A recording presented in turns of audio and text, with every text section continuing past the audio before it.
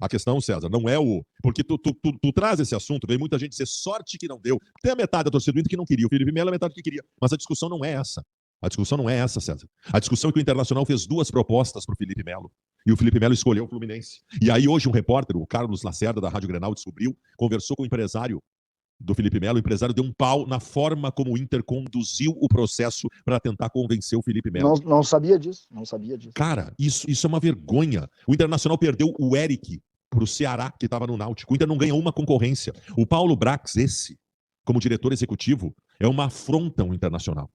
E o presidente Alessandro Barcelos, porque dentro do Beira-Rio sabem que o trabalho é ruim, tá? Sabem. Só que o presidente Alessandro Barcelos, a impressão que eu tenho é que não demite ele, não demite o Paulo Brax para não admitir o erro. E o pior é o seguinte, isso está acontecendo, César, no dia que nós estamos vendo o Rodrigo Caetano levantando taça. Um diretor executivo que é quase que unanimidade de todos, quase que unanimidade no meio futebol, que é o melhor diretor executivo do futebol brasileiro, que queria continuar no Inter e que o Inter abriu mão por questões políticas, porque ele teria ligação política com a antiga direção. A gente traz o Paulo Brax do América, com 1 ano de experiência, no América Mineiro, e ele só virou diretor executivo lá para tampar furo de um outro que saiu. E aí o ano do Internacional é terrível em todos os anos. E não há tempo que falte amor. Acompanhe o Vasco aonde ele for. Nasci pra te seguir.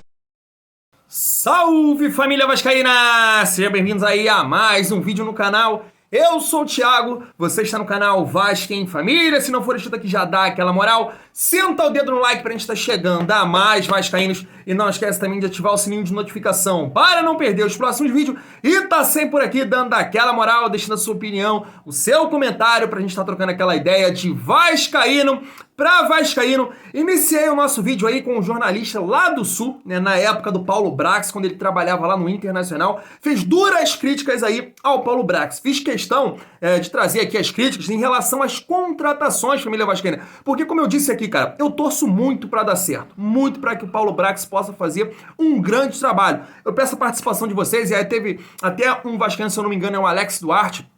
E ele disse aqui, a gente não tem que torcer pra dar certo, é cobrar. Não, a gente vai cobrar de quem? Verdade é essa, vamos cobrar de quem? Do Josh? O Josh há pouco tempo disse aí que não tinha problema se o Vasco permanecesse na 2ª divisão. Outro dono aí de SAF, o Ronaldo, eu vi uma entrevista dele falando que o Valladolid quando caiu, pô, não teve problema, porque lucrou, o ano foi positivo. Então a gente vai cobrar de quem? É torcer para que realmente possa fazer um trabalho positivo, família vascaína. É pelo menos dessa maneira que eu penso, nesse modelo de SAF, é assim. Vamos fazer o quê? É torcer agora pro Paulo Brax. Trouxe essas críticas aí e eu vou trazer também a resposta que ele deu na época sobre essa situação aí dele ser lento em contratações, família vascaína. Mas antes, vamos repercutir aí a recusa do Vojvoda aí ao Vasco da Gama. Quero trazer aqui o mesmo programa que deu ontem, né? O João Guilherme falou, ó, Vojvoda gostou do projeto do Vasco e parece que, mesmo gostando aí de todo o projeto que foi apresentado a ele, recusou. E aí eu quero trazer a repercussão no mesmo programa aí do João do Guilherme, lá na ESPN, falando sobre essa decisão aí do Vojvoda de não aceitar a proposta do Vasco. Vamos acompanhar? Se liga só, vê se você concorda. Recebeu uma proposta do Vasco da Gama, que nós falamos ontem aqui no programa. Ele achou o projeto muito interessante, gostou da proposta, porém, ele recusou. Essa é a informação de hoje.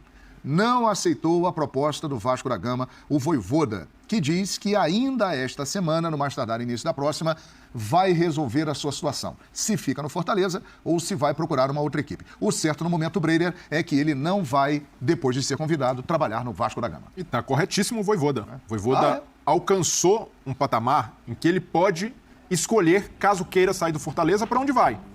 Então, nesse momento, não havia nenhum motivo para ele trocar o certo pelo duvidoso. Ah, o projeto é legal, é de longo prazo, vai ter investimento da SAF. No papel, bonito, pode até ter um apelo, mas não é realidade. Isso ainda é uma projeção e ainda assim, mesmo sendo uma projeção, o Vojvoda teria de começar tudo de novo. E hoje no Fortaleza, ele alcançou um estágio em que ele pode ter o conforto de olhar a temporada e manejar da forma que ele quiser, com as ideias dele, com os jogadores que ele quer, com recursos financeiros, com conhecimento de clube e com a confiança da diretoria. O Marcelo Paz, que é o presidente do Fortaleza, tem dado muita autonomia para o Vojvoda desenvolver esse trabalho, para entrar cada vez mais no clube, como fazia o Rogério Ceni. O Rogério Ceni teve um papel importante na estruturação do Fortaleza e o Vojvoda pode ser parte no processo de estabilização, de ser um time não só de Série A, mas um time que todo ano vai jogar competição sul-americana. Já tá de novo na Libertadores aí. Isso daí, pelo menos para mim... É a segunda da história, né? É algo muito grande. Então, sendo o Vojvoda o cara que é no Fortaleza, para mim seria loucura trocar o Fortaleza pelo Vasco. E não, mas a grandeza do Vasco, a projeção, hoje o Fortaleza tem visibilidade, estabilidade, salários em dia, estrutura, pode contratar atletas, perdeu o Pikachu. O principal jogador do time foi buscar o Thiago Galhardo, que entrou muito bem. Reforçou porque o Fortaleza é um clube organizado, um clube que hoje tem... você olha lá e já tem margem de orçamento, já sabe como vai ser a temporada. Isso ainda não acontece no Vasco. Pode ser que no ano que vem as coisas estejam melhores. Mas isso ele teria que construir no Vasco. Então, isso ele iria construir. Mas ele já passou por esse estágio no Fortaleza. Mas é uma construção. E ele faria uma construção num gigante como o Vasco da Gama. Mas o Fortaleza é gigante também. Mas você levar em consideração o seguinte, o Vasco da Gama é tão grande, é tão gigante. Sim, não há... O potencial a ser explorado do Vasco da Gama é tão grande que eu acho que um treinador que assumir o Vasco da Gama, ele tem que primeiro saber o que é o Vasco da Gama. Porque às vezes as pessoas não sabem o que é o Vasco da Gama. Sim. Primeiro precisa saber o que é o Vasco. Depois que ele entender o que é o Vasco da Gama, alguém precisa contar para ele, porque às vezes os caras não têm medo de contar. Eu falo assim, aqui é assim, nós vamos jogar, esse aqui é adversário, esse aqui é inimigo, esse aqui eu não quero nem ouvir falar, e assim é que tem que tratar a coisa. Ou então, Pascoal, talvez por esta grandeza do Vasco, que é imenso, e exatamente por esse momento de expectativa, de uma reconstrução, né, de uma montagem de elenco, ele tenha preferido ficar no seu porto seguro. Imagina se ele faz o que ele fez no Fortaleza. No Fortaleza ele já pegou tudo arrumado, né? Ele Rogério Ceni. O carro já estava na descida com a terceira engatada. Ele foi engatando a quarta, a quinta, e aí o carro foi andando. E desenvolveu bem esse carro. Melhorou o tempo na corrida, hein? Melhorou. Mas claro com toda assim, a grandeza do Vasco, é um cenário de insegurança para ele. No Fortaleza é uma coisa mais segura. Fortaleza, assim, a realidade do Fortaleza hoje não é por acaso. Ele já foi para a Libertadores, ele vai para a Libertadores de novo. Eu acho que para ele, na minha opinião, tomar uma decisão de trocar, aí eu acho que ele tem que pensar maior. Maior, no momento, para mim, é Corinthians ou Atlético Mineiro. Que aí sim, foram equipes que chegaram na frente do Fortaleza, estão na Libertadores, podem conseguir coisas maiores do que o Fortaleza, esportivamente, mas o Vasco, no início, não vejo esportivamente. É lógico que é um gigante, ele vai começar um trabalho, supostamente vai ter tempo, mas se o resultado não vem, isso a gente sabe no futebol brasileiro que é assim. Então, para crescimento dele esportivo e profissional também, né? Porque Atlético Mineiro e Corinthians são duas potências, eu acho que aí sim eu acho que valeria a pena para ele, mas se não... Djalma... É isso, né, família vascaína? Quero a sua opinião, se você concorda com essa resenha aí. Rapidamente, né, pro vídeo não ficar longo, vou falar, poxa, cara, que é um absurdo. E não tô falando da grandeza do Fortaleza, se o Fortaleza é isso ou aquilo. Mas o Vasco é um gigante, né, um dos maiores times do futebol brasileiro, uma das maiores torcidas, e você, na minha opinião, perder essa possibilidade aí de você pegar uma página em branco, como foi dito aí, né? O Atlético Mineiro já tem ali os seus parâmetros, né, que é o Cuca, foi campeão, então o elenco, a gente sabe que o elenco pode entregar, foi campeão da Copa do Brasil, foi campeão brasileiro. Você vê o Corinthians aí também com muito investimento, então quer conquistar títulos. Não, o Vasco é um projeto ali do início, onde vai haver alguns investimentos.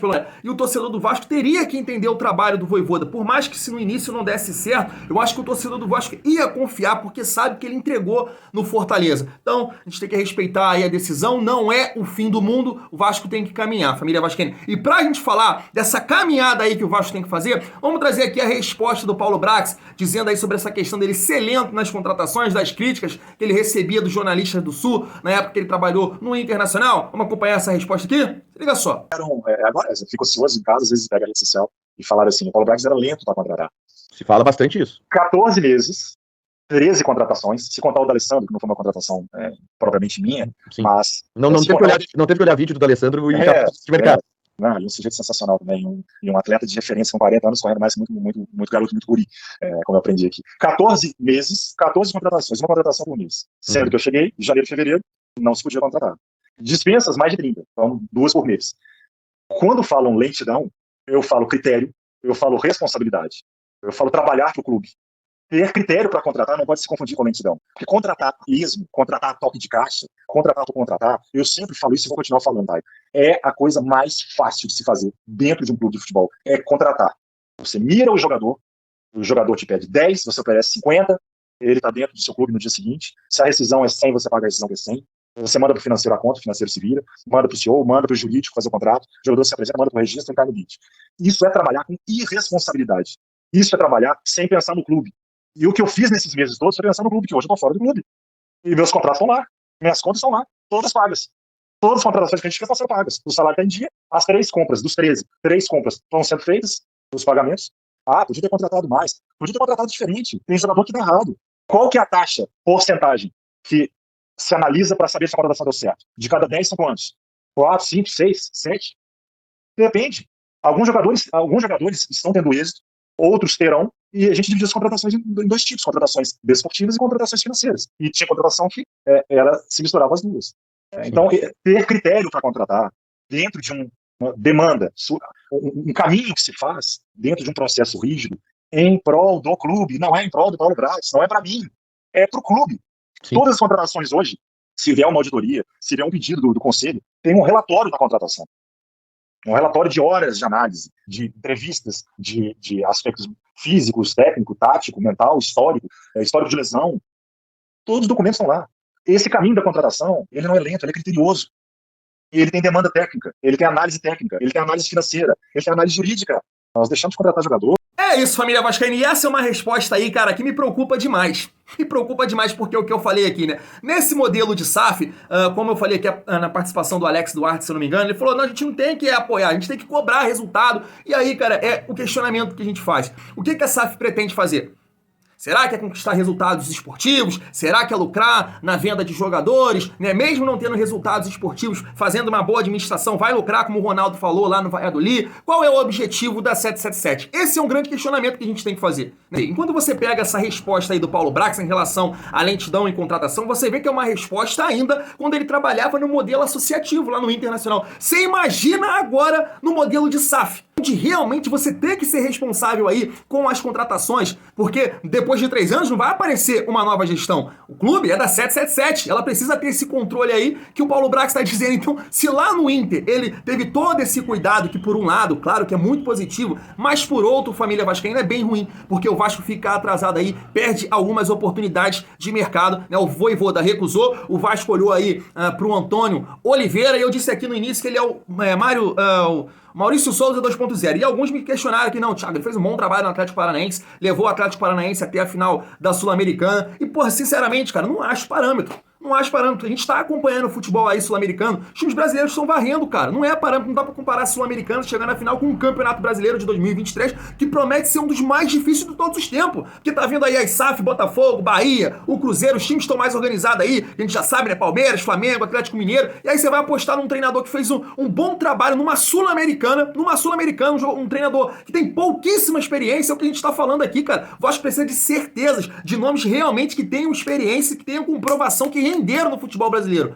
Porra, é um ano muito importante pro Vasco esse de 2023, é o primeiro ano da SAF que ela vai comandar. Perdeu o Vojvoda e tá olhando pro mercado de uma maneira realmente, na minha opinião, que não me agrada, cara. O Antônio, aí depois é aquele, tá falando aqui aquele do Curitiba, né, o Gustavo Murigno. Porra, pelo amor de Deus, cara, pelo amor de Deus. E aí, com todo respeito àqueles torcedores, que aqui é um debate, a gente sempre peça sua participação, aqueles que discordam de mim, o Odaí não, o Odaí recusou o Vasco, mas perdeu o Odaí e deixar ele ir pro Santos, porra, é uma burrice, cara. É uma burrice, aí você vai pro Antônio, que agora deve estar acertando com o RB Bragantino. Então, o Vasco, pelo amor de Deus, a gente entende aí agora esse modelo de SAF, onde tem que haver todo um controle, mas, irmão, estamos ficando para trás. Aí você vê agora a situação do Pedro Raul, que está priorizando jogar no futebol europeu, o Terãs aí que não parou, porque tirando o Terãs, o Pedro Raul, cara, os nomes que estão sendo cogitados no Vasco preocupando demais. O Vasco vai brigar ali no meio da tabela pra baixo, vai brigar pra não cair. Porra, eu gosto do Wellington Rato, acho um bom jogador, mas, porra, não tem bagagem de Vasco ainda, a gente não sabe como vai render. Aí tá falando aqui